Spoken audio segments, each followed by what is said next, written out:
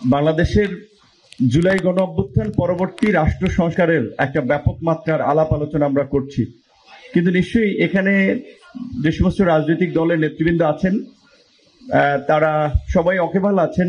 অনেকগুলো দলের আলাপ আলোচনার ভিত্তিতে হয়তো এক্সপোজারটা বিএনপি করেছে, কিন্তু সকলের মতামত নিয়ে এবং সকলের সিদ্ধান্তের আলোকেই বিএনপি প্রথমে 10 দফা, সেখান থেকে 27 দফা এবং সর্বশেষ 31 দফা রাষ্ট্র সংস্কারের একটা রূপরেখা বিএনপি ক্ষমতার বাইরে থেকেই অন্যান্য রাজনৈতিক দলগুলোকে নিয়ে দিয়েছে।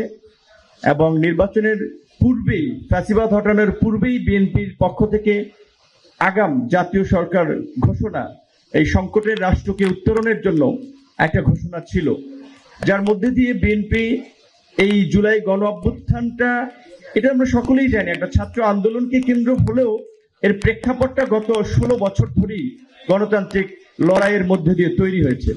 সেখানে বিএনপি যদি এই জাতীয় ঐক্যের জায়গাটা তৈরি করতে না পারত, তাহলে হয়তো এই গণ অভ্যুত্থানটা কবে হতো সেটা বলা মুশকিল হতো। বিএনপির এই সংগঠিত জাতীয় ঐক্যের রূপের ফলেই কিন্তু আমরা সকলে সম্মিলিতভাবে ফ্যাসিবাদের বিরুদ্ধে রাজপথে রুখে দাঁড়াতে পেরেছি। তো আজকে দেশে নির্বাচন নিয়ে যে সংকট তৈরি হয়েছে কিংবা রাষ্ট্র সংস্কার নিয়ে আমি মনে করি অহেতুক বিতর্ক এবং বিভাজন হচ্ছে, এইটাকে কমিয়ে আনার জন্য বিএনপি একটা বড় রাজনৈতিক দল হিসেবে ভূমিকা নিতে পারে। সরকারকে রাজনৈতিক দলগুলো সহযোগিতা করছে বিধায়ী সরকার স্মুথলি যতটুকু রাষ্ট্র পরিচালনা করতে পারছে। সংস্কারের প্রশ্নেও বিএনপিকে আমি মনে করি একটা ভূমিকা নিতে হবে। কোন কোন জায়গায় বিশেষ করে রাজনৈতিক দলগুলোকে নিয়ে ঐক্যমত্য তৈরি করা যায়। সরকার অনেক ক্ষেত্রে পারছে না, সেই বিভাজনটা আমরা দেখছি যে সরকারের উপদেষ্টাদের বক্তব্য এবং সরকারের কিছু পক্ষপাতমূলক আচরণের কারণে কিছুটা বিভাজন তৈরি হচ্ছে। বাংলাদেশের বর্তমান বিশেষ করে প্রেক্ষাপট এবং ভূ রাজনীতিতে আমরা সাম্প্রতিক মার্কিন যুক্তরাষ্ট্রের যে গোয়েন্দা প্রধান, তার বক্তব্য আপনারা অনেকেই বলছেন এটা ইন্ডিয়া থেকে দিয়েছে তাই একটা খুব গুরুত্ব পাচ্ছে, কিংবা এটা একটা প্ল্যান কোশ্চেন, এটা একটা হেডলাইন সাংবাদিকদের তারা প্রি প্ল্যান করেছে।